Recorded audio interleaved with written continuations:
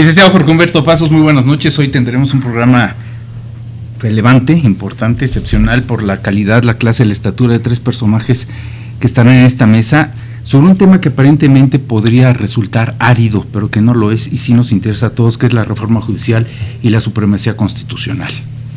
Así es, Carlos. Realmente pues es un honor, magistrado, que nos acompañe, magistrada Guillermo. Creo que la coyuntura de lo que está sucediendo en el país nos obliga a estar informando de una manera veraz y lo más lógica posible, entendible, qué es lo que está pasando, pero qué es lo que se puede hacer también. Y además porque precisamente en estos momentos, ya nos los dirá el magistrado, pues parece que las sanciones, las calificaciones no serán estrictamente domésticas, sino vienen desde el extranjero, particularmente Estados Unidos, y llevo unas declaraciones muy puntuales y muy duras de Ken Salazar, hablando del fracaso de los balazos y de los abrazos y de toda la estrategia de seguridad nacional y de judicial que no correspondió a lo que merecemos los mexicanos. Y también ya en la parte económica, creo que Moody's ya dio la calificación negativa para México, o sea, estamos cerca de ser chatarras ya. Y ya nos suspendieron un crédito para petróleos mexicanos, y ya nos preguntamos por qué el auxilio se da a nuestros hermanos cubanos cuando tenemos la tragedia en Acapulco, y primero es allá que aquí, en fin, muchas cosas que habremos de platicar. Pero yo lo que espero es que todavía existan recursos y acciones precisamente encaminadas a que esta reforma, o lo que pueda ser de ella, tenga algún cambio, alguna modificación, por alguna acción legal que pueda resultar contundente al respecto. Y creo, magistrado, que el día de hoy vamos a tener algún comentario que puede ir perfilado en una idea, si no igual, cuando menos alguna lógica jurídica de lo que se va a llevar a cabo, ¿verdad? Sí, con gusto. Bueno, me permito presentar a quienes nos acompañan. Empiezo por las damas primero, la magistrada Desiree, muchas gracias por estar con nosotros. Extraordinario, como siempre, muy puntual, el licenciado Guillermo Hamdan. Guillermo, gracias por estar con nosotros. Y bueno, el personaje central que nos habrá de ofrecer sus perspectivas y reflexiones, el doctor Froilán Muñoz Alvarado, que vaya currículum, vaya historial que presenta, licenciado maestro en Derecho, Derecho Penal, Derecho Político, Ciencias Jurídicas, juez, magistrado, pero caramba, le tocó lo más difícil, bailar con la más difícil, Michoacán y Sinaloa, ni más ni menos. Así es que, sí. Licenciado doctor Froilán Muñoz Alvarado, bienvenido, muchas gracias. No, al contrario, muchas gracias por la invitación para esta charla entre amigos. Pues iniciamos. Un país como el que tenemos en estos momentos, ¿hacia dónde nos dirigimos? Sí, muchas gracias. Antes de entrar en tema de fondo, me gustaría comentarles por qué estamos ubicados en este contexto. Me voy a remontar ahora a la época de la pandemia.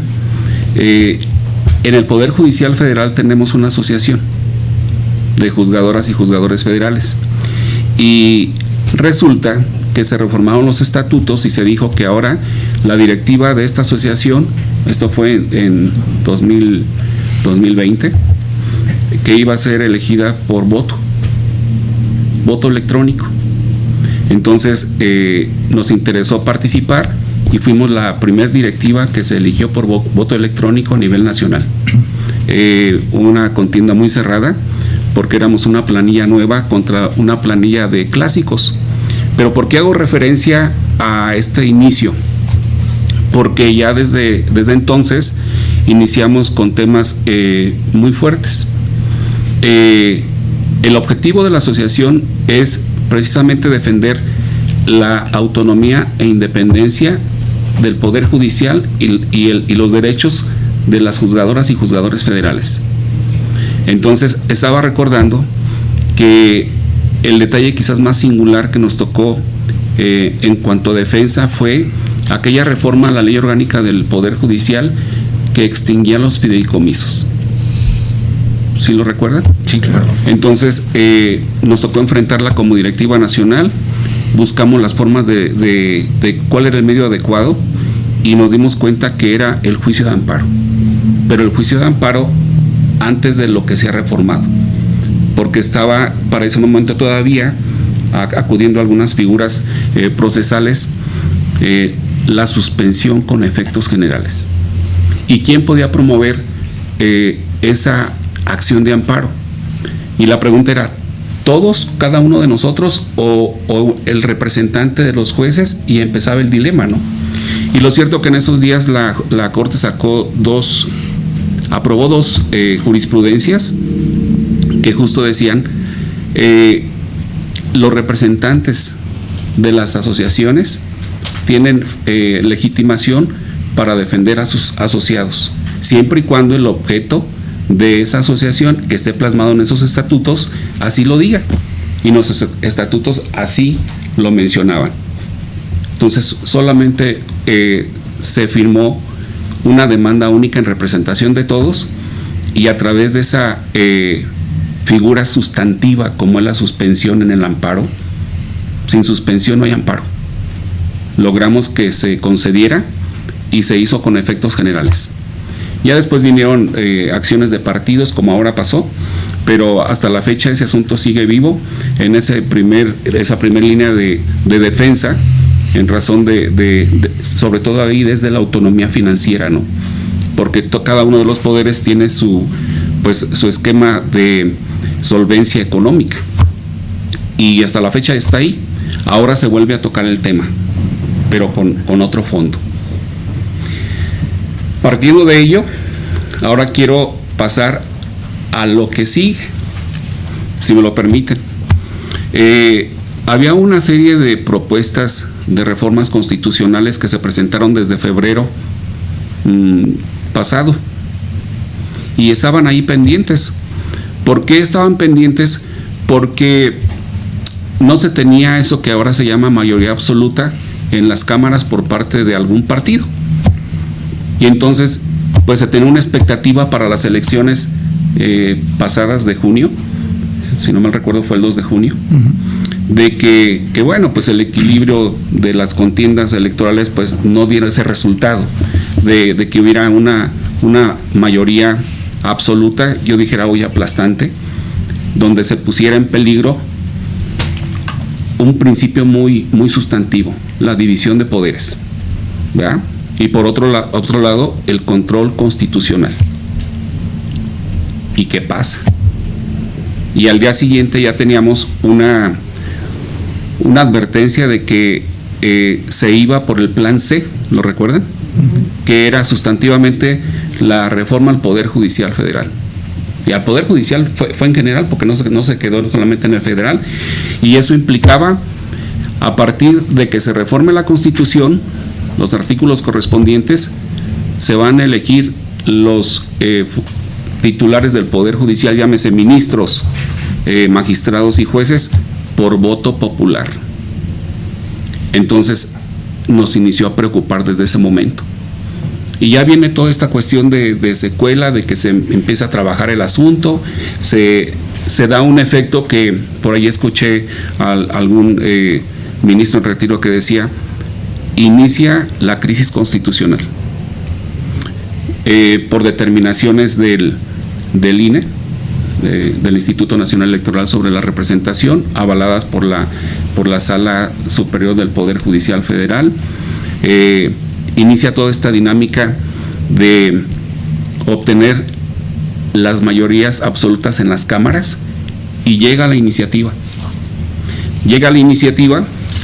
Iniciamos a ver cómo en la Cámara de Diputados, recuerdan que hubo una sede alterna, y entonces iniciamos a ver irregularidades en los procedimientos, y luego se aprueba y pasa a la Cámara de Senadores, y pues es público las circunstancias del manejo interno. No quiero ponerle calificativo porque cada quien sabrá cómo lo advierte y cómo lo vive. Y luego viene como parte de ese constituyente permanente, la aprobación por parte de las legislaturas locales. Y advertimos también que, pues bueno, sin mayor discusión y en forma, la expresión se acuñó del fast track, rapidísimo, se aprobaron las situaciones.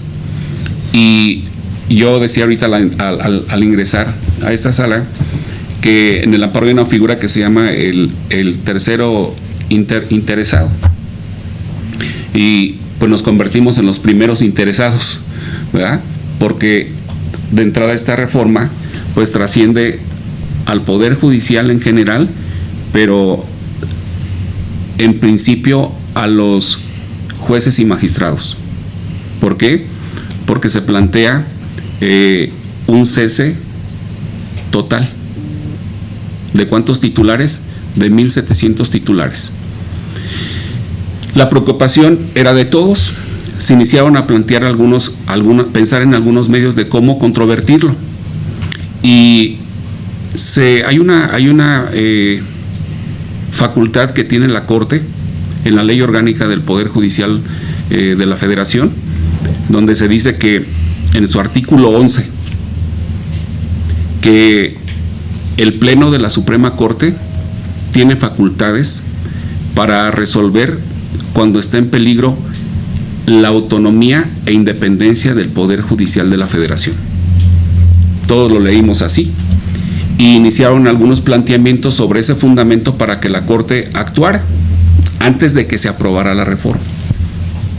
Nosotros también nos llamó la atención porque si bien es cierto que tenemos el juicio de amparo como medio de control constitucional, el juicio de amparo, las acciones de inconstitucionalidad y las controversias constitucionales, parecía que en ese momento no nos alcanzaba para plantearlo. ¿Por qué?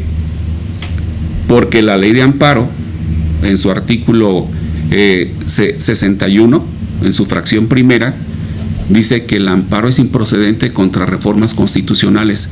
Y bueno, y aparte teníamos unos criterios de la Corte que estaban ambivalentes. Algunos como que dejaban entrever que sí, otros que solamente el proceso legislativo de reforma constitucional. En fin, pues iniciamos a ver esa circunstancia y luego venía la otra cuestión de que las acciones se deben promover por el 33% y parece que no alcanzaba a los partidos, pero también la Comisión Nacional, la presidencia de la Comisión Nacional de Derechos Humanos lo puede hacer, pero parece que no tiene interés, ¿verdad? Por obvias razones. Y algunos titulares advirtieron que podría ser un buen medio de impugnación esta controversia en términos del artículo 11 de la Ley Orgánica. Se presentaron varias, de diversas formas, diversos planteamientos. Yo puedo peticionar algo en 3 cuartillas, o lo puedo hacer en una, pero hay que ver cuál es el contenido. Lo cierto es que las desecharon de entrada. Si no mal recuerdo, fueron por ahí 3, sin precisar quién promovió, pero advertíamos que había que plantearlo, había que volver a plantear esa circunstancia porque no nos daba lo otro de entrada, aclaro. Y se puso un equipo a estudiar el tema, entre ellos sustancialmente titulares que están en el circuito de Michoacán. Uh-huh. Aquí está presente una de las autoras de ese primer documento, que fue la magistrada Desiré, y el magistrado David Huerta Mora. Y se inició a trabajar con un planteamiento diverso, donde no solamente se pidiera que interviniera la Corte, sino también expresándole agravios, o sea, las razones, los argumentos por qué la Corte podía iniciar a estudiar la constitucionalidad de la reforma constitucional. En un primer momento presentamos esa ampliación. Recuerdo que al día siguiente de que se aprobó en el Senado, pero especificando que la íbamos a ampliar, porque pues, el proceso legislativo apenas iba ahí, faltaban las legislaturas, la declaratoria, la publicación y todo lo demás. Se recibió, no nos la desecharon de entrada. Entonces, ya cuando se cierra el proceso legislativo constitucional, la complementamos. Señalamos también como autoridades responsables a las legislaturas que las aprobaron, todo ello, y bueno, pues se hace el expediente. Entonces, ya era el escrito original más la ampliación, pero esa ampliación con algo importante, que aquí es donde está les adelanto el punto fino. Esa ampliación solicitando la suspensión de la implementación de la reforma. ¿Qué es importante decir aquí? No hay artículo que en este recurso señale que la suspensión es improcedente. Es un recurso, yo le llamo pleno o plenipotenciario, que tiene la Suprema Corte de Justicia de la Nación cuando está en peligro esos conceptos de independencia y autonomía judicial. Y obvio va combinado de otras cuestiones adicionales, porque estos dos principios no solamente son esos dos aspectos, sino se desglosan una serie de derechos fundamentales, de derechos humanos, sustantivos. Podría decirles un ejemplo. Dentro del concepto de independencia judicial está la inamovilidad, la defensa de la inamovilidad judicial, está la irreductibilidad de los ingresos de los funcionarios judiciales. Entonces, en el de autonomía está la circunstancia de que el Poder Judicial debe darse sus propias autoridades. La Corte designa a su presidencia, el Consejo de la Judicatura designa a los jueces y magistrados. Entonces, no es que los designen de aquel lado, salvo esa cuestión híbrida que está para nombrar a los ministros, ¿no? Que estaba. Bueno, entonces, esta controversia, en términos del artículo 11, tiene esa singularidad de que, por un lado, no exige este aspecto, pero otro importante, antes de que se me pase. Tampoco tiene prohibida, por un lado no tiene prohibida la medida cautelar, pero por otro lado no tiene preciso, para mejor decir, que se exija una votación calificada. Esta controversia se puede resolver si son 11 ministros con 6.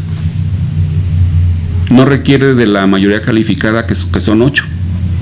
Entonces, ¿sigue viva esta controversia, donde se está pidiendo la suspensión y que no requiere la votación de 6? Sí, sigue viva, porque antes de, aún no se admite, porque primero se envió a consulta, y esa consulta llegó con el ministro Alcántara, no sé si lo recuerdan, y el ministro Alcántara le preguntaron, ¿ha lugar a admitir esta controversia en términos del artículo 11? Hizo un proyecto y dijo sí. Recuerdo dos argumentos, donde dijo, primero, es una facultad que el propio legislador le dio al Pleno de la Corte para que conociera de controversias o de determinaciones que afectaran estos principios constitucionales. Y dos, dice ese proyecto que fue aprobado, porque la Suprema Corte de Justicia no tiene un medio de defensa cuando está en riesgo la independencia y la autonomía judicial. La propia Corte no puede ni acudir al amparo, ni acudir a las acciones de inconstitucionalidad por sí, como tampoco a las controversias. Entonces, esa facultad la tiene plena. Y aquí viene el tercer aspecto. Ya dijimos, no existe prohibición de que se determine o se decrete la suspensión. No existe un numeral o un artículo que diga debe ser votación calificada. Y la otra, tampoco dice que sea a petición. La propia Corte puede ejercer esta facultad. Por eso decimos que es una facultad plena y está ahí. Evolucionaron las situaciones, llegan las acciones de inconstitucionalidad que presentaron los partidos, el PRI, el PAN y Movimiento Ciudadano.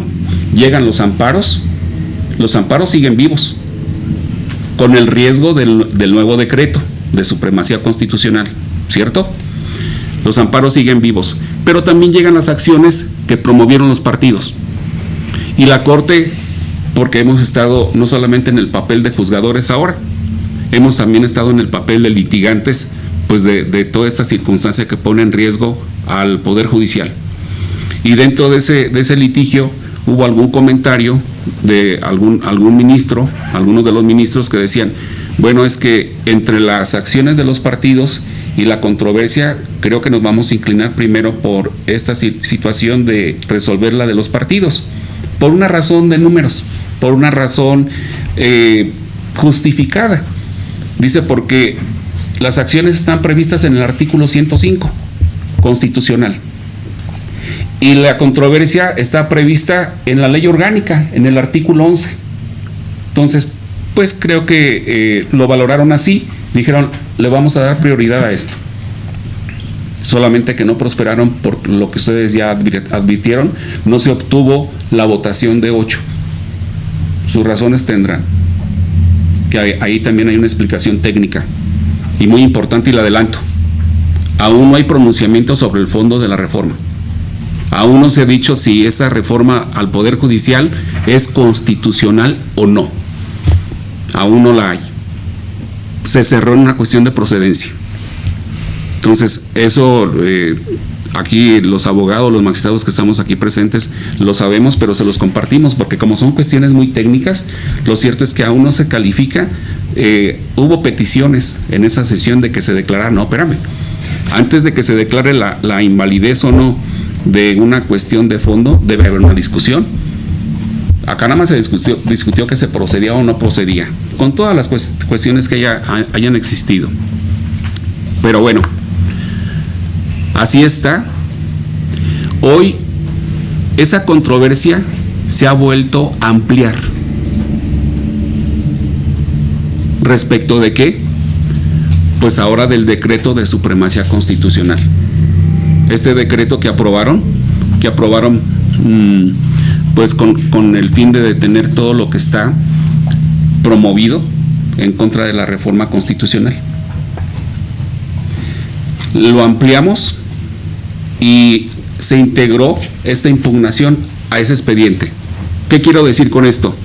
Que en esta controversia en términos del artículo 11 está controvertida no solamente el decreto de reforma constitucional para que la Corte decida sobre su validez o invalidez inconstitucional, sino también está controvertido el decreto de supremacía constitucional, que dice, porque es muy concreto, que no existe medio de control constitucional para impugnar o reclamar una reforma constitucional.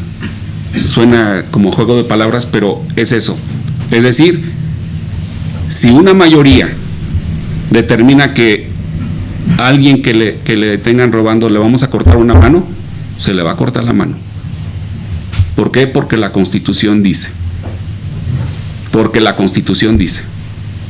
Porque no hay medio de control constitucional para que se revise si es correcto o no esa reforma, aunque sea violatoria de derechos humanos.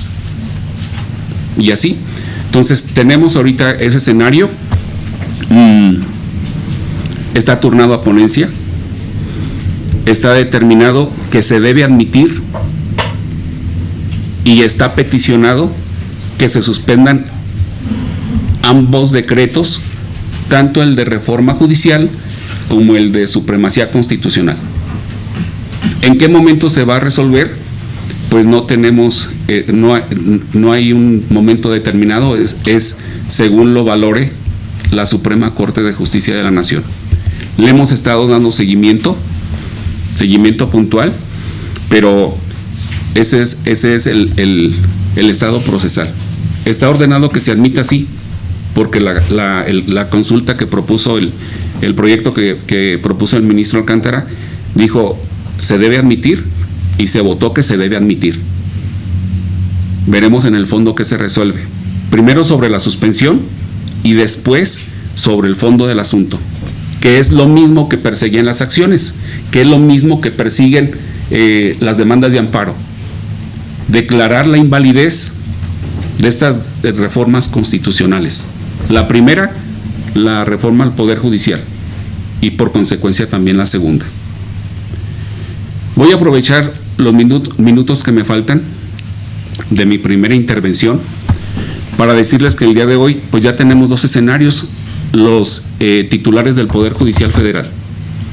Por un lado, este escenario de impugnación jurisdiccional, de recursos, de demandas de amparo que están vivas, de esta controversia, ¿verdad? Porque las acciones pues ya advertimos que, o ya vimos que no se alcanzó la mayoría, incluso ya otras que estaban por ahí pendientes, tanto controversias como acciones, ya se desecharon, aplicando el nuevo decreto.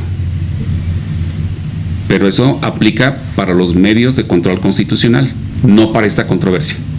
Esta controversia sigue viva. Entonces ya tenemos ese escenario.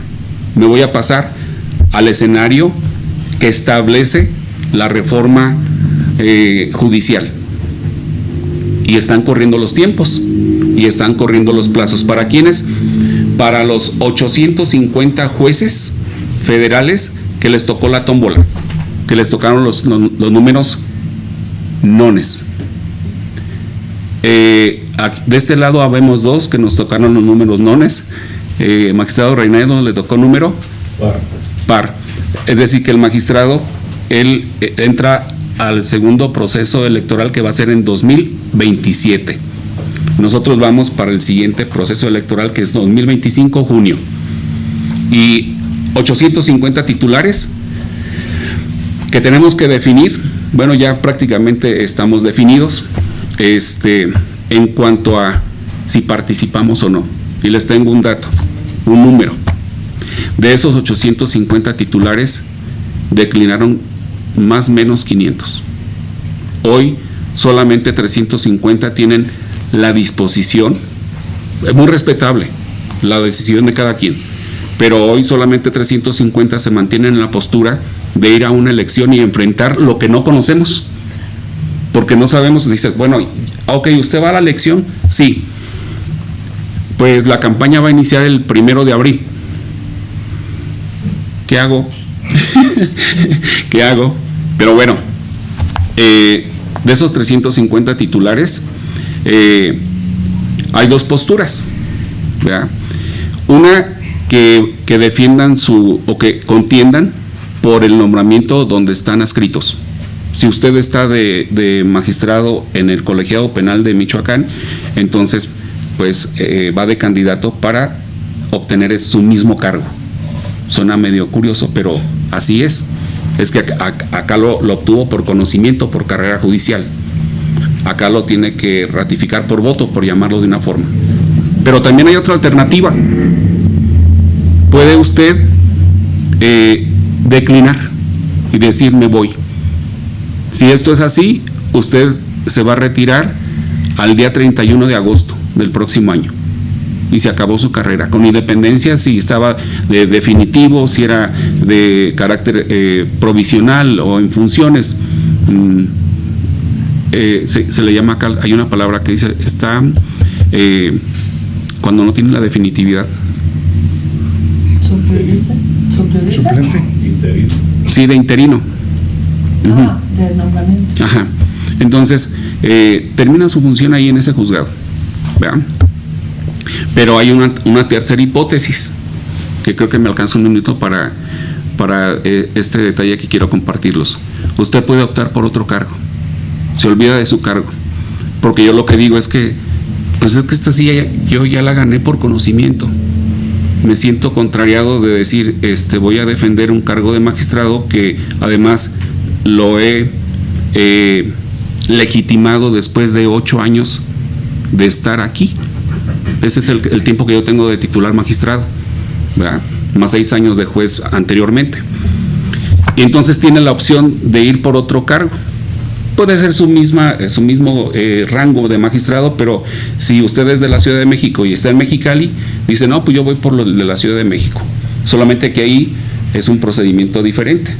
El titular va directo a la boleta, pero si eliges otra opción, entonces entras a eso que yo le llamo la tombolita.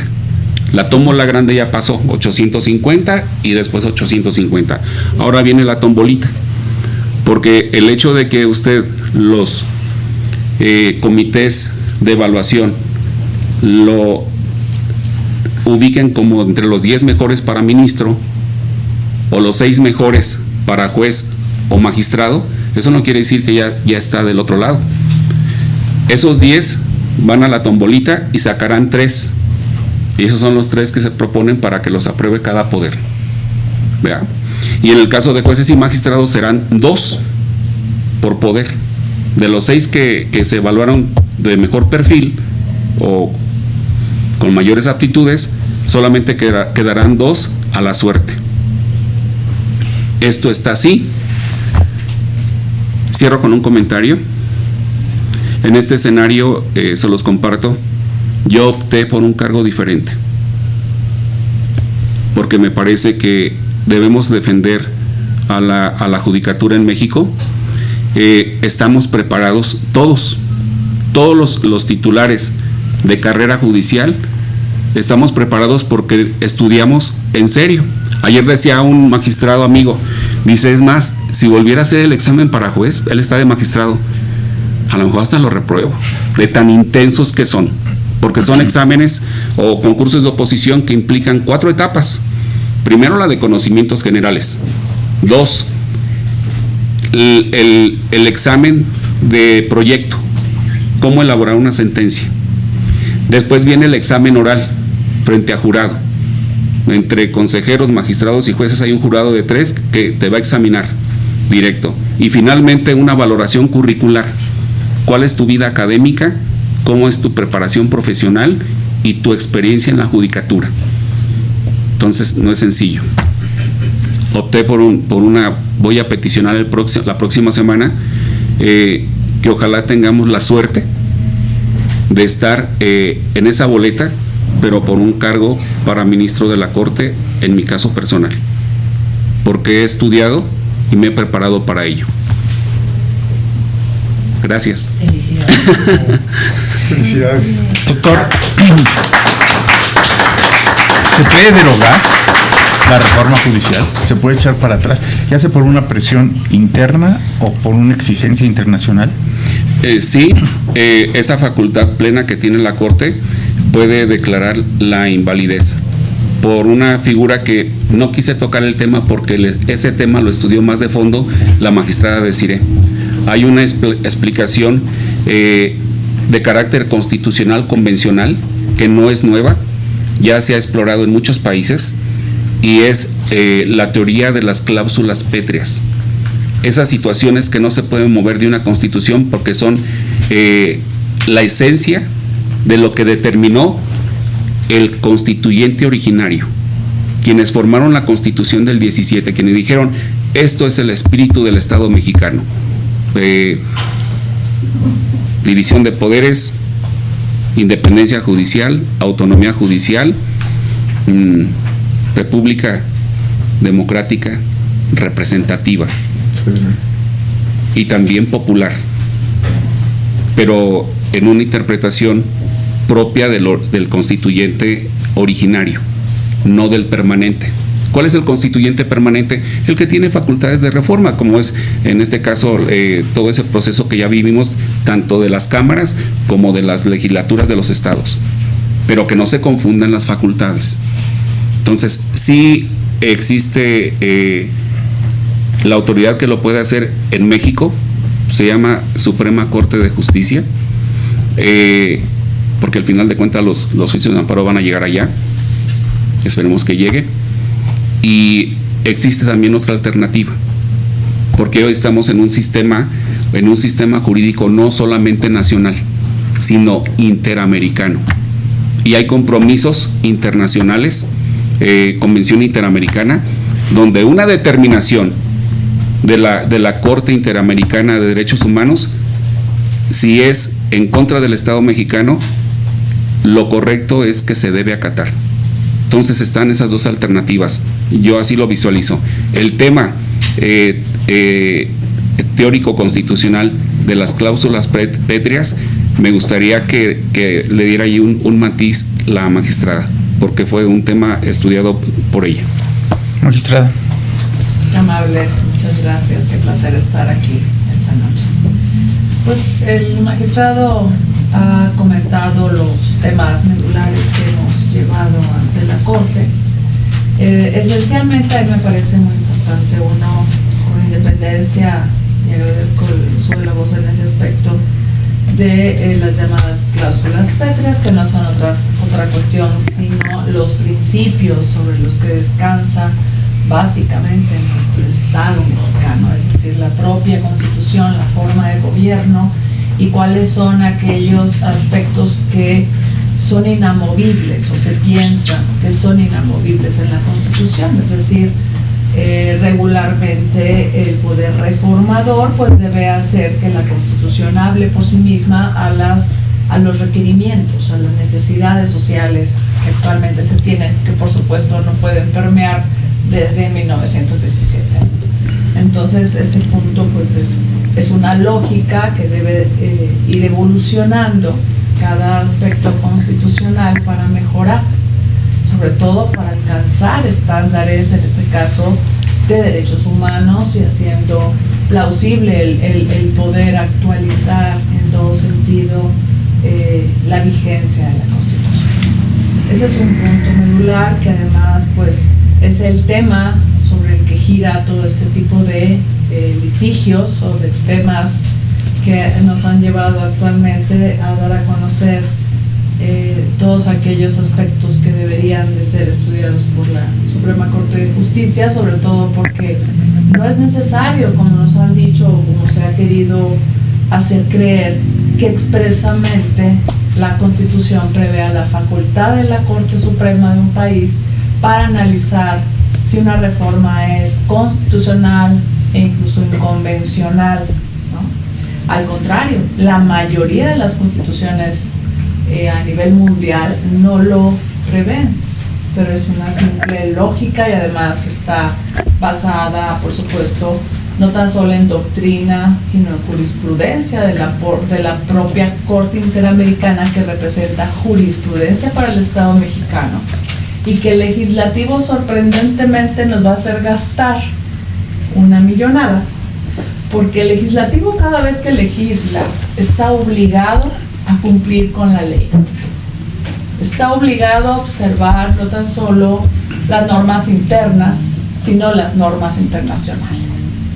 Y si existen sentencias de la Corte Interamericana que limitan esa reforma a las garantías judiciales, que ya hay sentencias condenatorias a otros estados, parte, es evidente que debe respetarse esa normativa internacional que al final de cuentas, si hay un litigio como tenemos planeado en la judicatura, llevar este caso a la Corte Internacional, que ya escuchamos aquí una audiencia ante la Comisión Interamericana de Derechos Humanos, es evidente que no hay pretexto, como se utilizó en la propia audiencia que escuchamos, de establecer que es porque la Constitución ya es vigente y que la Constitución así lo dice, cuando jamás se puede oponer por un Estado parte el derecho interno. Es decir, yo no puedo como Estado firmar un convenio, una convención internacional o incluso un tratado internacional con las diferencias de ambas situaciones y después decir, ay, es que fíjate que, pues no, yo no cumplo, pero es mi Constitución.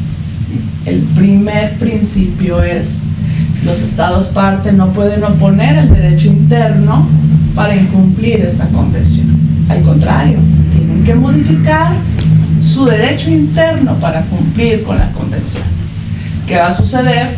Esto va a llevar a una condena millonaria al Estado mexicano, además del gasto que va a erogarse precisamente por unas elecciones que no tienen ni pie ni cabeza.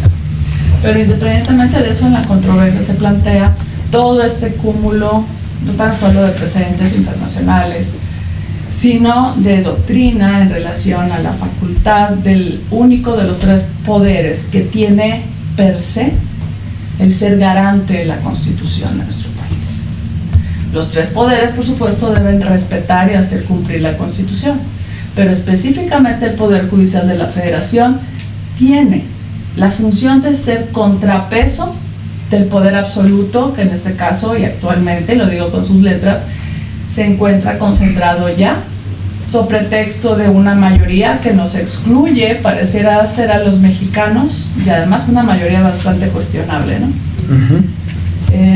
Para efecto de establecer este extremo, ¿no? Es realmente triste que estemos ante un discurso, una demagogia que intenta hacer ver mediante un hambre de poder y un discurso populista que están haciendo lo correcto y que ese es un mandato y que es el constituyente. No es verdad.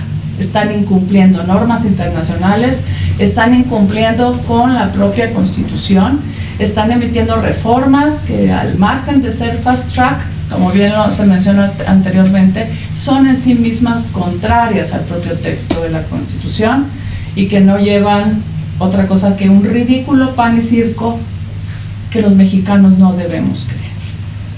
Cierto. Carlos. Licenciado Hamdan, ¿estamos viviendo una auténtica división de poderes o por vez primera en la historia una sumisión de poderes? Tu aportación. Bueno, la realidad de las cosas es que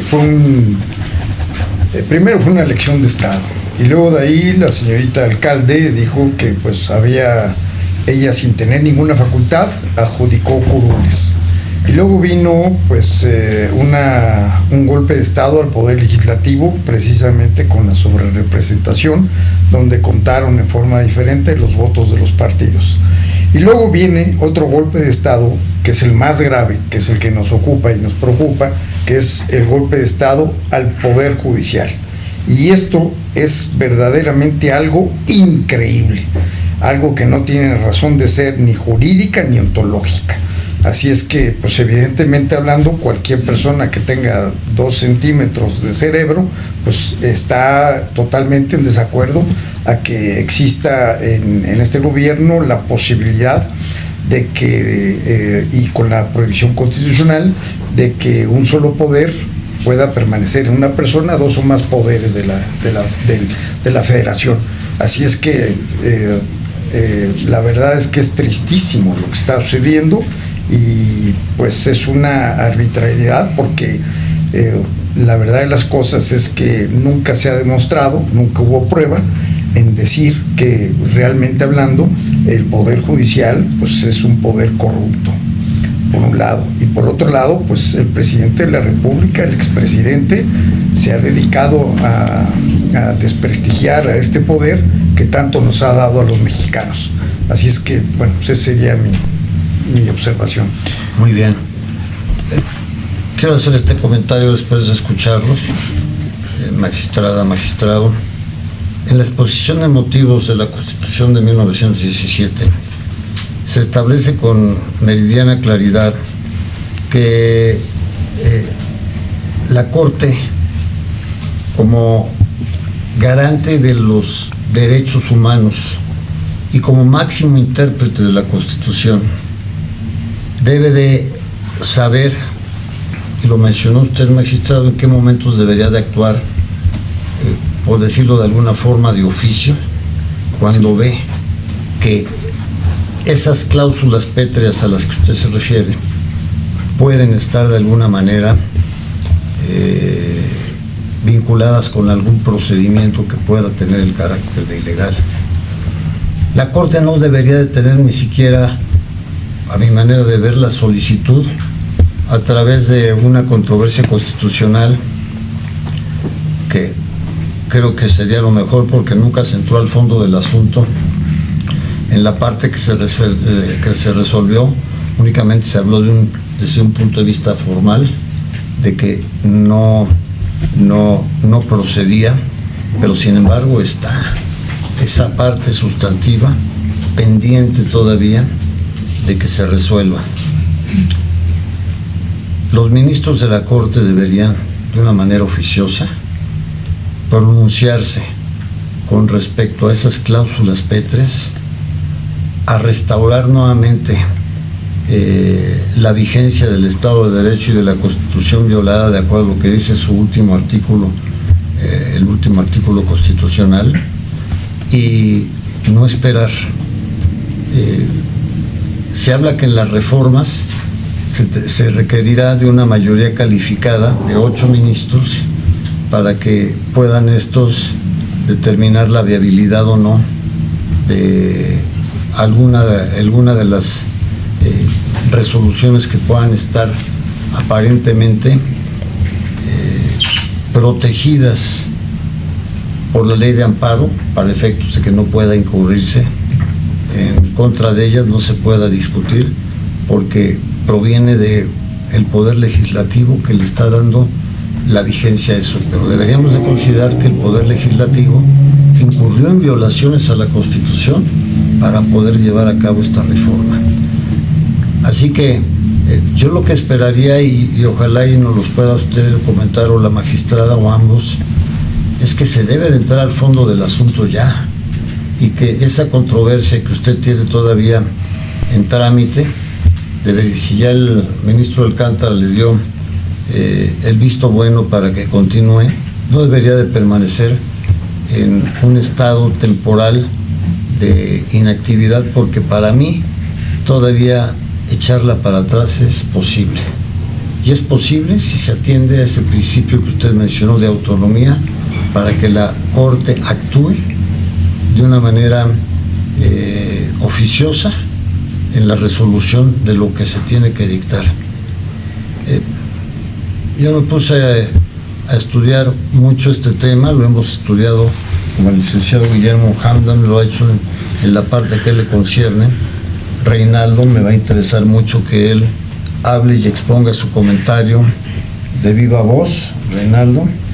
Y yo creo que, lo voy a decir, yo lo que espero es que a los ministros de la Corte que están por el lado de la legalidad no les esté faltando lo que se necesita para que se pronuncien de una manera contundente, y ahí sí viene una crisis constitucional de veras, porque va a ser el enfrentamiento del Ejecutivo, del Legislativo con el Judicial, pero estoy seguro que las instancias internacionales en este camino, la interamericana, tendrá que hacer valer también y apoyar las determinaciones de esas cláusulas pétreas en donde debería la Corte de pronunciarse.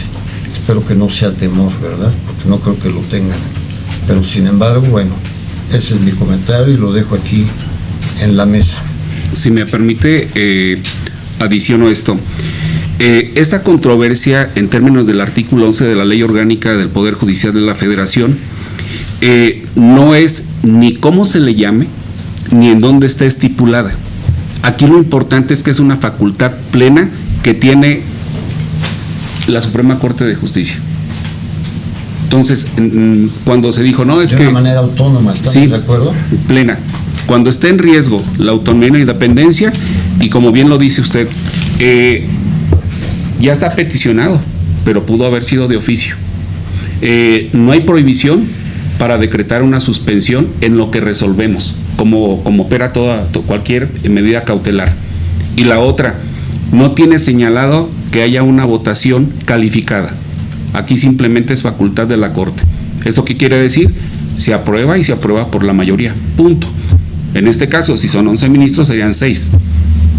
Y usted está haciendo alusión a esa autonomía y a esa plenitud de la Corte para que, sin necesidad de que exista, aquí no hay es una figura que no procede de la suplencia, de la deficiencia, de la queja, de lo que pudiese incurrir cualquiera que presente una demanda de amparo o una controversia.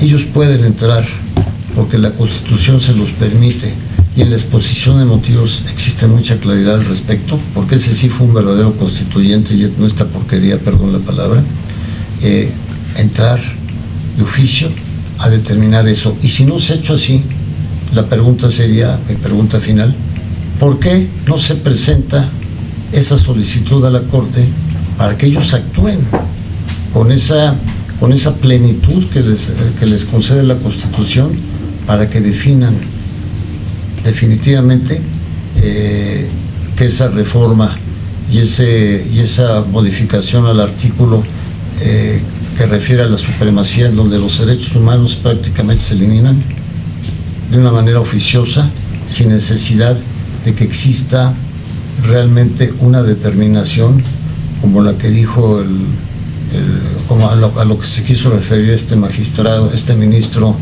que votó a favor de la reforma. Me parece que con toda carencia de razón,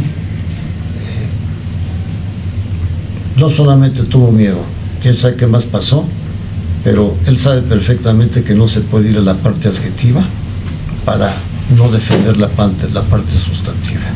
Sí, interesante lo que precisa, y yo solamente añadiría, esta facultad plena que se desprende de este recurso, va implícito la suplencia total. Así es. Porque además tampoco existe un dispositivo legal que nos diga, aquí solamente es a petición de parte, aquí solamente en la medida que me lo pidas. No, sino que ahora sí, la última palabra se la da al Pleno del máximo tribunal, en cuanto máxima intérprete de la Constitución. Entonces, eso es importante. Y quizás esta circunstancia se vincula tanto con el proyecto que fue votado como en vía de acción de inconstitucionalidad de los partidos. Porque es interesante lo que menciona, oiga, y las violaciones al procedimiento. Es cierto, solamente que creo que en este planteamiento que propuso el ministro Alcántara, se decantó por el fondo. El proyecto venía por el fondo. Es decir, venía en defensa de esa figura de las cláusulas pétreas, o que dentro de la teoría hasta los colombianos le pusieron un nombre diferente, teoría de la sustitución de la Constitución, donde dice, esto no puede ser, no se puede sustituir la Constitución a contentillo de un poder reformador. Ajá. Entonces, así venía el proyecto del ministro Alcántara, porque incluso dejaba viva parte de la reforma. Decía, juzgadores por voto popular, no. ¿Por qué? Porque es retroceder en el tiempo. La carrera judicial se instituyó formalmente a partir de 1994, con la otra reforma constitucional que dio origen al Consejo de la Judicatura. A partir de ese momento creció y se profesionalizó a los jueces en México, a los jueces federales. Antes de esto era una situación de carácter en confianza, de política, porque salían los jueces de la Corte a propuesta de los ministros, a discreción. Con la reforma del 94 se instituye que debe ser a través de carrera judicial. Por eso muchos titulares tuvimos la oportunidad de llegar, Reinaldo, porque algunos no pasamos por la Corte. Nos reconocieron el mérito, pero por el esfuerzo, por el estudio y por la competencia que implica la carrera judicial. Entonces, por eso creo que el proyecto del ministro Alcántara, que no se votó en el fondo en este pasado, fue un martes, sin precisar el color, superó las violaciones procesales. Dijo, no por esto, no por esto, no por esto, pero aquí sí. Dijo, y es más, hay una contención, hay una situación para no entrar entre comillas, en un conflicto de intereses. Y saben que sí, voto popular para los cargos de ministros, magistrados de disciplina, que son 5 conforme a la reforma, y para magistrados electorales. Era la propuesta. Muy parecido a lo que sucede en Bolivia, que solamente los jueces constitucionales cupulares son los que se eligen a través de este sistema. Pero ¿qué creen? La reforma en Bolivia fue en 2009 y al día de hoy, 2024, estamos hablando 15 años y no han podido implementarla. No lo digo yo, lo dicen los bolivianos que han venido a exponer aquí, y si ustedes ingresan, pues ahora la información es muy, muy práctica, y vean la situación de los jueces bolivianos. Entonces, preocupante, porque el Poder Judicial es el contrapeso. ¿Cómo entendemos esto? Pues son los encargados de la defensa de los derechos humanos y de esas cuestiones de las minorías. El hecho de que sea minoría legislativa no quiere decir que nunca tengan la razón.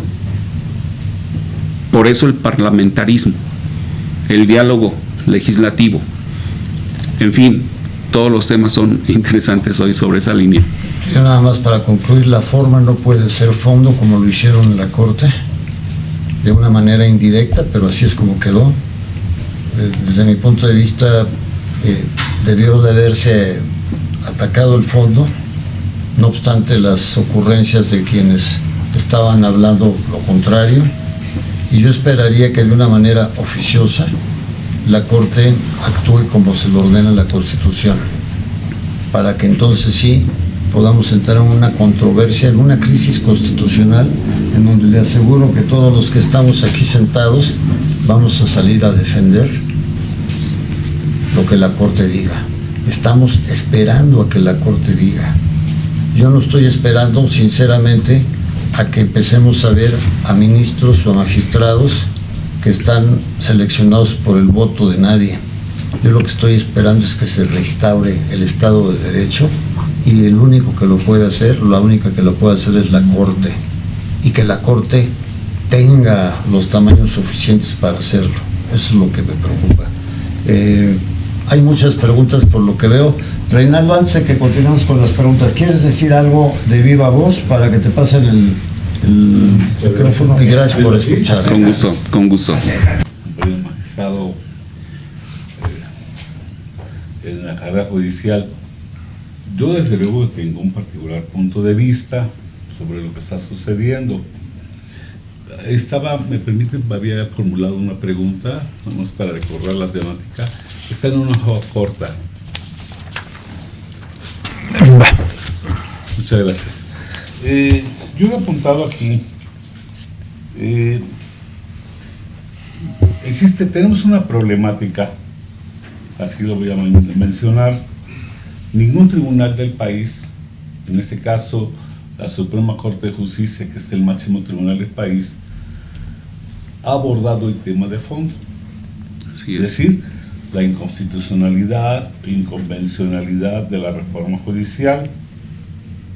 Se está llevando este tema a los tribunales internacionales, en específico a la Corte Interamericana de Derechos Humanos.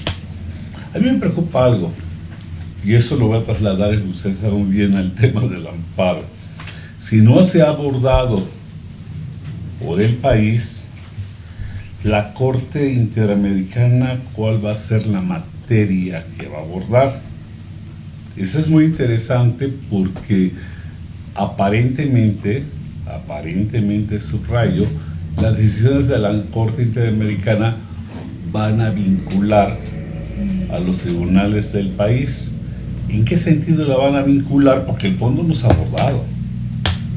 El fondo no se ha abordado. Y a mí me está surgiendo una pregunta. Primera, ¿habrá reenvío? Creo que lo van siguiendo. ¿Habrá reenvío? Dos, el tiempo apremia, porque bien o mal tenemos ya una reforma constitucional vigente.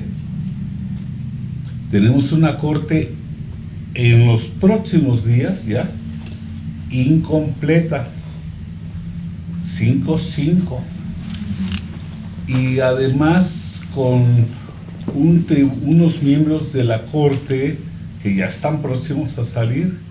Y aquí viene lo segundo, o sea, yo estoy poniendo el escenario. El poder es el poder absoluto, es corruptor. Ese es un escenario plenamente para mí pesimista, ¿sí?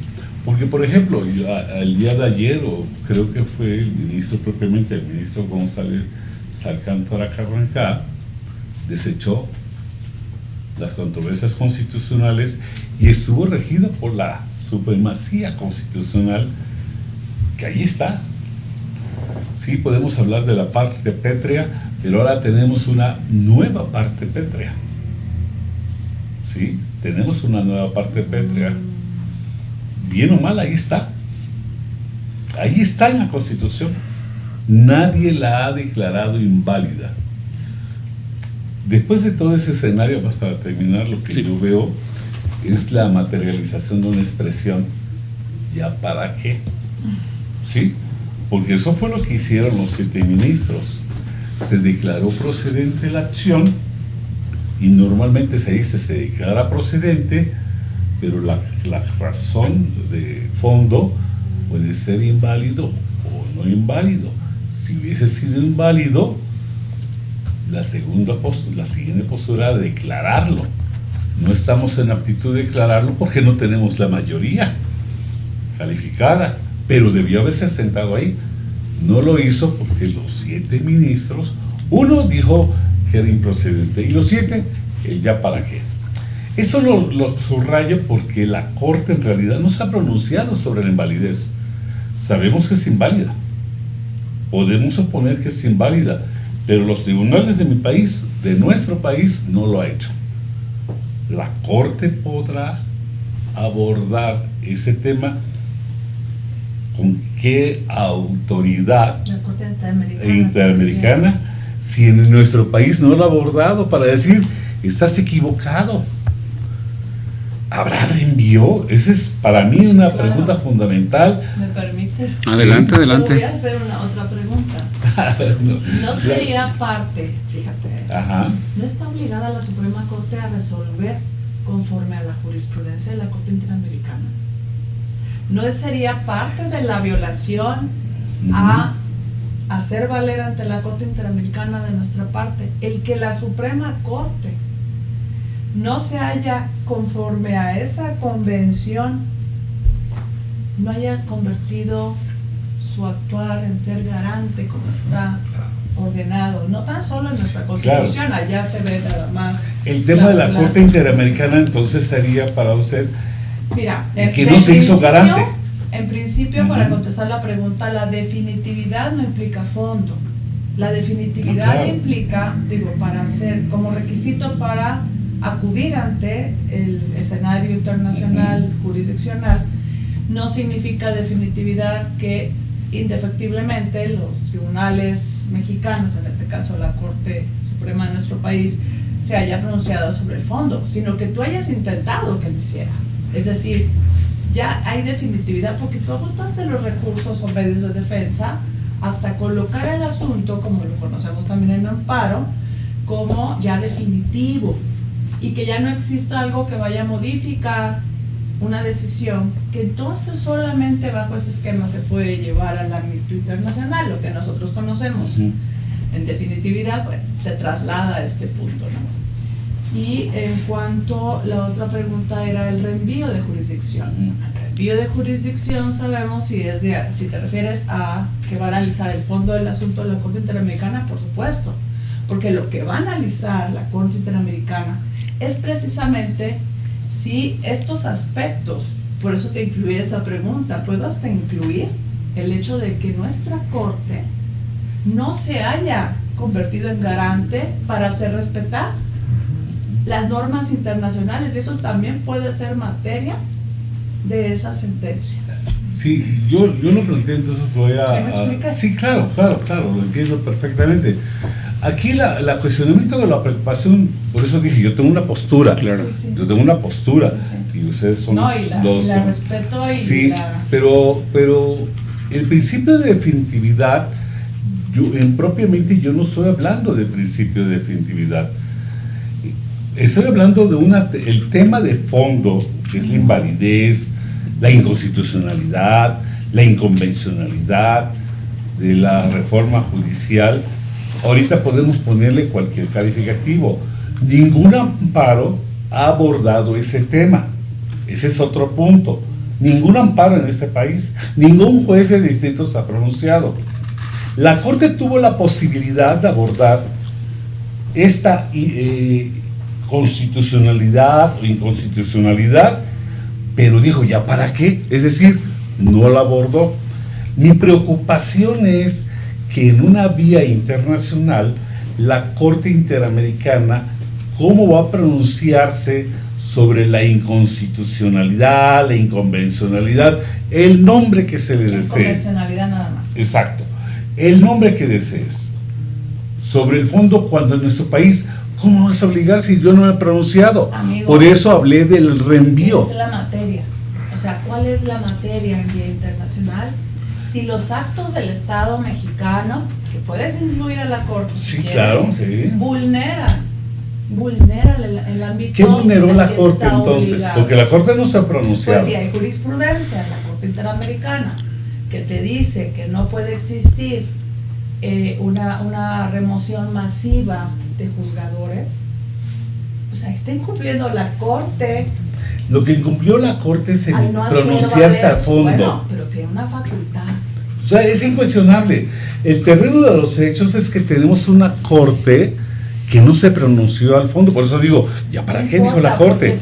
A ver, es que a lo mejor el punto es procesal y técnico. Exacto. La Corte, el review de jurisdicción solamente se da cuando el tribunal pertenece a la misma categoría del inferior en grado, ¿no? Entonces yo me quito la capa de juez y se la aviento al tribunal. ¿Devuelve jurisdicción? De casación, apelación.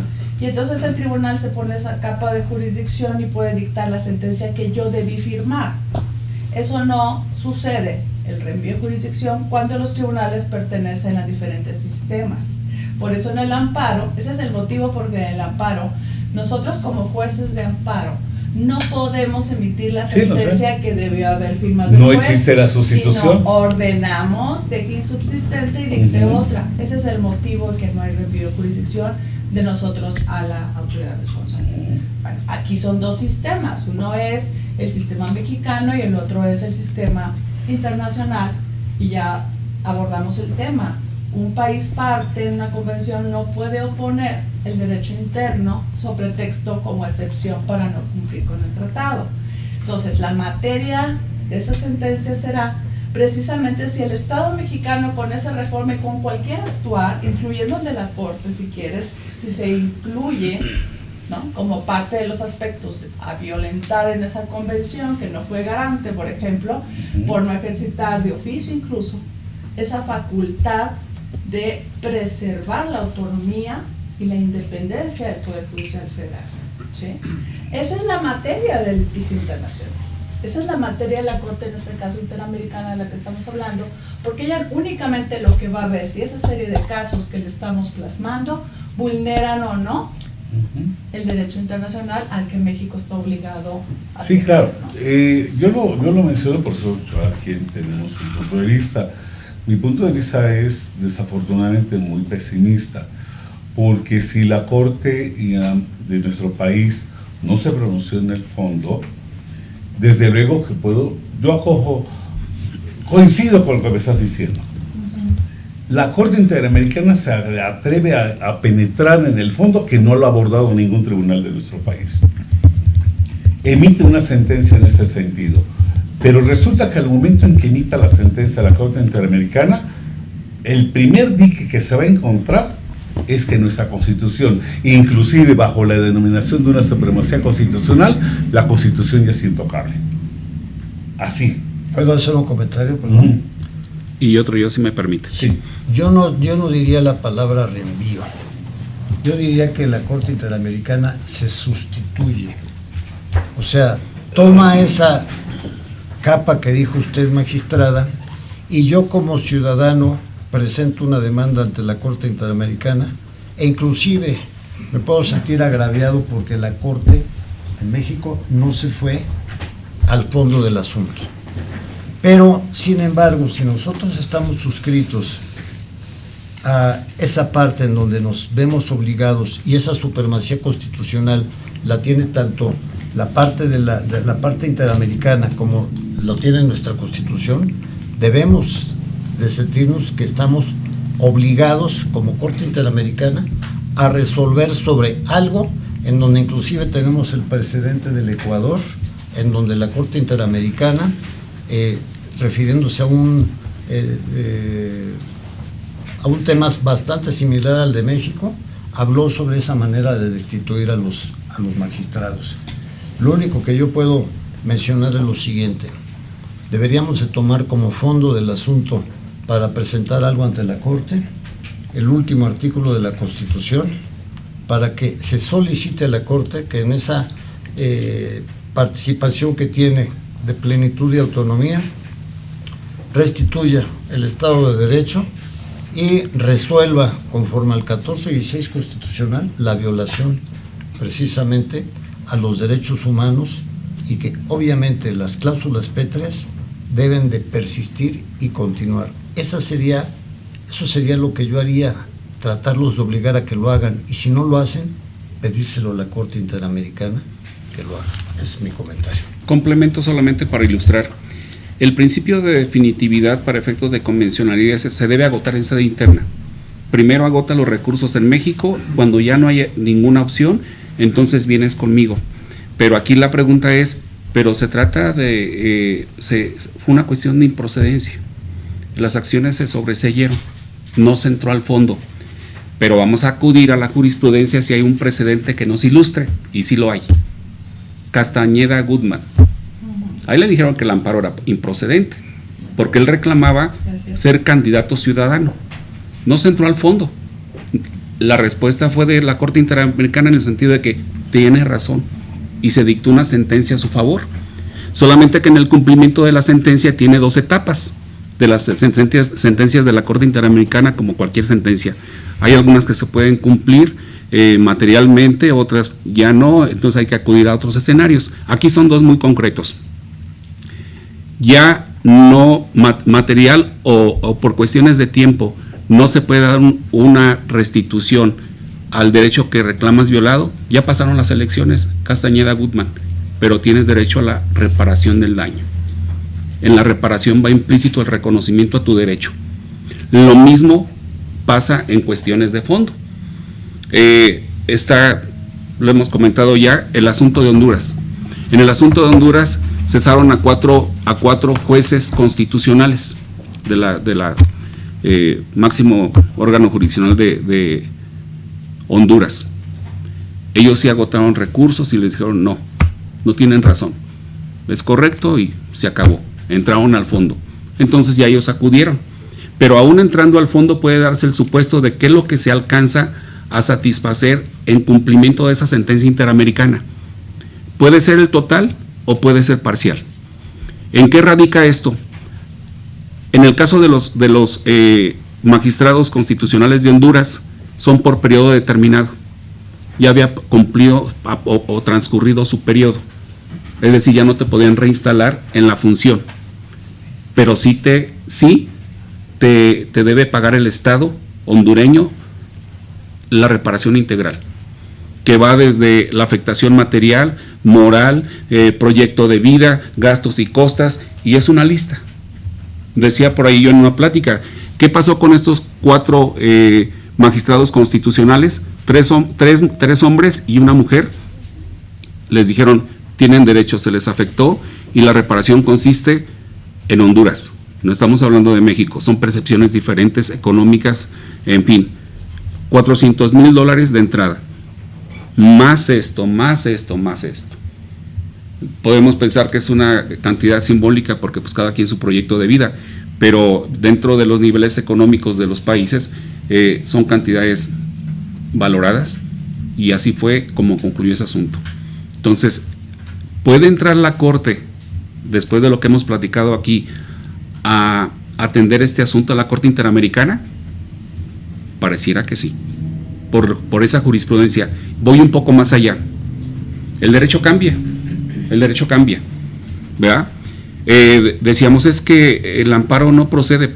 Permítame, con las nuevas teorías de estas cláusulas inamovibles, de esta prohibición de sustituir esos principios, el derecho cambia. Y parece que la tendencia, por lo menos en 40 países, es que sí procede. Ejemplos: Israel, Turquía, Eslovenia, India y Colombia. Entonces, ahí está el escenario. El derecho no es estático. Anteriormente teníamos un medio de control constitucional que se llama juicio de amparo. A partir del 94, otros 2 medios adicionales en el 105, las acciones y las controversias. Así es esto. Y lo que no funciona, pues también se va superando. Pero creo que hoy debemos tener la convicción de que la autonomía y la independencia del Poder Judicial debe seguir funcionando. Y el número, para que no se nos olvide, que tiene la controversia que está viva, es el 8-2024. 8-2024 en la Corte. Muy bien. Inició con el número 4, pero como fue consulta, después ya cambian el turno, pero hoy es la 8/2024. Yo quiero aprovechar esta parte de la mención de la controversia. La controversia está en la ponencia del ministro Pérez Gallán. Ministro, le pido que proponga el proyecto ante la Corte, sea cual sea el sentido que usted plantee. Por favor, no lo congele en el cajón. Presente el proyecto ante la Corte. ¿Cerramos? Interesante todo. Y pues no veo de tiempo, y yo creo que el comentario y el debate, si le podemos llamar debate, que creo que no lo es, estamos simplemente dando ideas. Pues por tiempo, Carlos, yo creo que vamos a las preguntas y las respuestas para concluir. Yo nada más me quedo con un tema, y ojalá y algo se nos ocurra, Guillermo, y a todos. Quizás si ese último artículo de la Constitución lo tomamos con la seriedad que nos los pide el propio artículo, pudiéramos iniciar algo con el objeto de que se le requiera a la Corte restituya el Estado de Derecho tal y como se lo está ordenando ese artículo, porque ellos tienen la plenitud para hacerlo. Pasamos a... Magistrado Reinaldo. Perdón, nomás mi presencia aquí era plantear una postura, como dicen bien nuestro amigo Humberto, quería conocer más que nada la postura de cada uno de ustedes, porque desde luego que es un escenario, estamos en una situación inédita. Esa es la palabra. Inédita, y todo lo que apunta dispara para muchas partes, pero quería conocer en ese sentido la postura de ustedes. Muchas gracias. No, al contrario.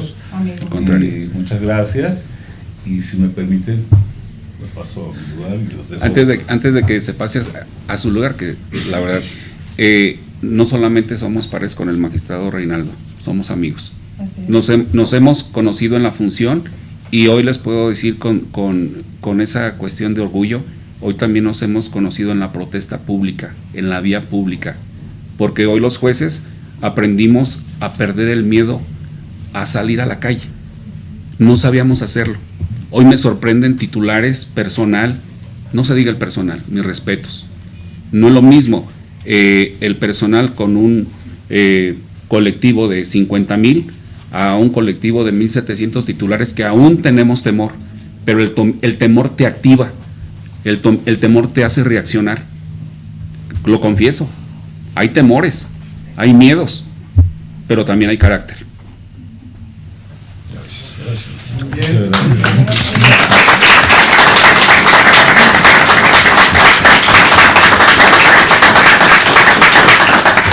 Seguiremos en pie de lucha. A ver, vamos rápido a la batería de preguntas. Dice, la ciudadanía no parece estar preocupada. ¿Qué se está haciendo al respecto? ¿Lo puedo contestar? Sí, claro. Hoy considero que la sociedad civil sí está preocupada. Yo lo he visto en la calle, yo lo he visto en las marchas, he visto los contingentes, no del Poder Judicial. El Poder Judicial es un contingente muy determinado, pero hay imágenes que me han sorprendido. Por eso hoy yo confío en la sociedad civil, en todos, llámense colectivos, llámense partidos, todo eso, pero la sociedad civil, esa sociedad civil que votó y no le alcanzó, y la que no votó y quedó pendiente, hoy sí está preocupada.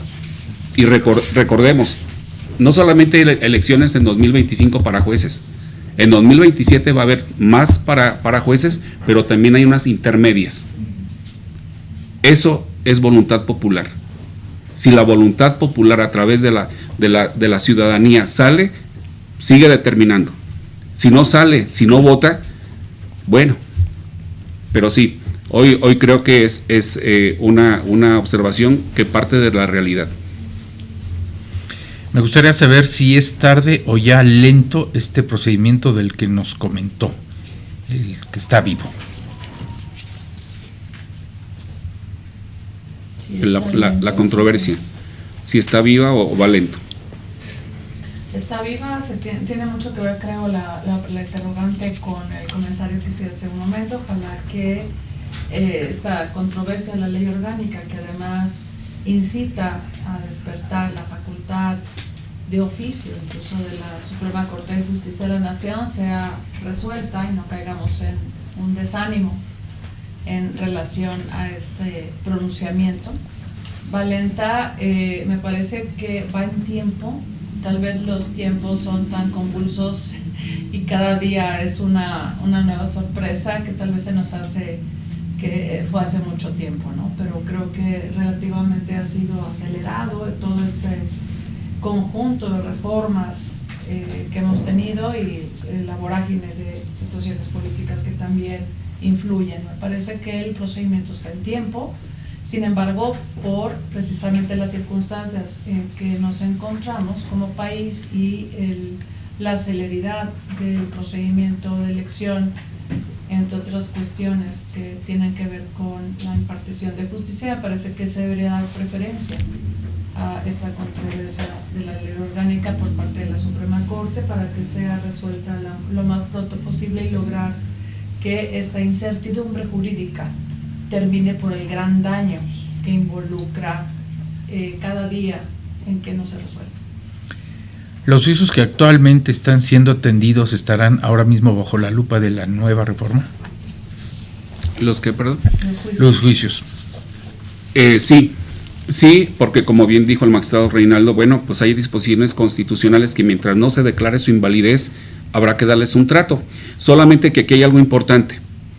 El artículo 14 señala que a ninguna ley se le dará efecto retroactivo en perjuicio de persona alguna.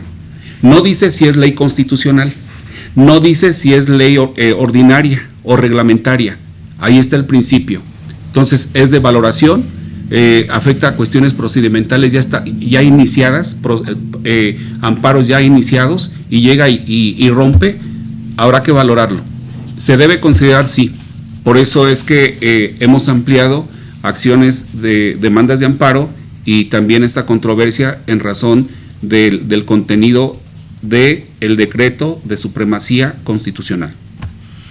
Actualmente está en vigor la nueva reforma, por lo tanto todos los mecanismos judiciales están bajo la nueva reforma, aparte de que todos los cargos se hagan por elección. ¿Le sigo? Sí, claro. Sí, pero aquí es importante que sí están bajo la lupa, pero como todo aspecto, será cuestión de la decisión de los jueces, de la decisión de la Corte, darle la interpretación y el alcance a este segundo planteamiento, que como ya lo mencionamos, es de carácter procesal, ¿verdad? No es sustantivo, por eso evita llegar al fondo. Entonces, va a ser de estudio, acá le llamamos de estudio preferente. ¿Hasta qué punto impide que un juez resuelva el fondo de la reforma judicial si tiene esta circunstancia? ¿La puede superar? Eso va a ser interesante. Tres preguntas que van muy ligadas. ¿Cuánto influirá la Comisión Interamericana de Derechos Humanos, sobre todo en este momento en que se ha dado ya las audiencias? ¿Consideran que a través de la consulta ciudadana se puede frenar y o revertir esta reforma al Poder Judicial? ¿El Consejo de la Judicatura está anulado en cuanto a la defensa del Poder Judicial? Me quedo con la primera y se reparten las otras dos, o se la reiteran. Creo que sí es importante la actuación que tenga tanto la Comisión como la Corte Interamericana en su momento. Son dos cuestiones, son dos escenarios diferentes. Lo explico muy sencillo. La Comisión, con sede en Washington, es como la Procuraduría, prepara una investigación, llama a las partes como lo que acaban de ver ahora. ¿Tiene facultades para dictar algunas medidas cautelares? También las tiene. Ojo, los estados están obligados a acatarlas, sí, son vinculantes, ¿verdad? Pero también puede el estado rebelarse, no acatarlas. Tenemos Venezuela. Entonces, cuando ya está esa integración de investigación entre las partes ofendidas y el estado correspondiente, en este caso el estado mexicano, y si no hay una solución a la litis convencional planteada, entonces envía el asunto a la Corte Interamericana. Y la Corte viene siendo el tribunal, viene siendo la Suprema Corte, pero en convencionalidad. Entonces, ¿puede trascender esto? Claro que puede trascender. Y va a ser, si pensábamos que iba a haber una crisis o puede existir una crisis constitucional, también puede haber una crisis de convencionalidad. Dijo un diputado, nos salimos la comisión de la Convención Interamericana. No se salva. ¿Verdad? Entonces habrá que ver esas circunstancias cómo se aterrizan. Pero bueno. Dice, de quedar como ministro, ¿cómo piensa lidiar con el Tribunal de Disciplina si lo presionan desde el Ejecutivo y Legislativo? ¿Cómo piensa lidiar con reformas como la de la prisión preventiva oficiosa por delitos no graves? Fíjese que aquí les voy a contestar por la materia. Yo soy magistrado en materia penal y también fui mixto, pero al final de cuentas he estado en un tribunal en materia penal que es la última instancia. Hasta el día de hoy he actuado con base en esos principios de la carrera judicial: independencia, objetividad, imparcialidad. El último fue paridad de género, pero también hablan que tratemos de ser mejores, la excelencia académica, toda esa, la excelencia jurisdiccional. En fin, creo que cuando tienes una formación sólida, no importa el cargo donde estés, tendrás que hacer las cosas como deben ser y siempre tratar de actuar bien. Al día de hoy así lo he intentado. Si las circunstancias, la suerte y el Ser Supremo me favorece, lo seguiremos intentando hacer las cosas bien. Muy bien, pues con eso cerramos, magistrada Desiré, muchas gracias. Al contrario. Reinaldo Reyes, gracias. Guillermo Janda, muchas gracias. Jorge Humberto. Pues, ¿qué te puedo decir? Esto no fue lujo. Esto es lo que le sigue haber tenido en voz de ustedes, Reinaldo, Guillermo, y como escuchas a todos los que estamos aquí, nos debe de dar motivación para lo que vamos a hacer, y yo espero que la Corte se pronuncie. Me da tristeza saber que este hombre tiene la 824, me da pena, porque yo creo que la va a tratar de mantener guardada, pero hay que tratar de impulsarla de otra manera, porque pues yo esperaría que remuevan al ponente si el ponente no quiere entrarle, ¿verdad? Así que espero que todavía existan otras posibilidades legales, pero yo lo único que sé es que si esa reforma y ese artículo que se refiere a la supremacía se van para atrás, inmediatamente la ciudadanía se levanta y viene la crisis constitucional, lo digo claramente, deseada por todos. Es lo que yo deseo. No quiero ver cómo nuestro país ya está al borde del precipicio, sino es que ya se está hundiendo. Así que ese es mi comentario. Gracias, magistrado, no, magistrada. Ha sido un verdadero placer. No, al contrario. Gracias, buenas noches. No, gracias.